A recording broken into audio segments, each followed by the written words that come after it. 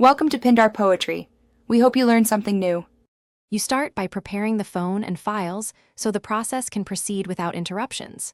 First, confirm the bootloader is unlockable and the battery is above 50% to avoid brick risk.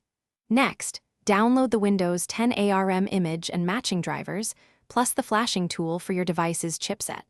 Also make sure USB debugging and OEM unlock are enabled in developer options. Once done, back up everything to a PC or cloud, because installing a new OS will erase the device. You now flash the image and install drivers, which is the most technical step and requires patience. Boot the phone into fast boot or EDL mode depending on your hardware, then connect it to the PC. Make sure cable and ports are reliable. Run the flashing tool, select the correct Windows 10 ARM image, and let it write each partition. Don't interrupt this.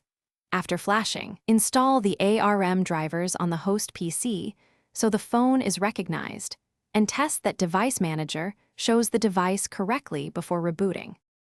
You finish by booting into Windows 10 and resolving common issues. Power on the phone and walk through the Windows setup. Sign in with your Microsoft account and enable networking so updates can fetch missing components. Then install any device-specific drivers and run Windows Update to get patches and firmware. If the device won't boot or hardware is missing, reflash the image and review the flashing logs or restore your backup. One key troubleshooting tip: try a different USB cable/port and reflash if transfer errors appear. Thanks for watching. Consider subscribing if we helped you.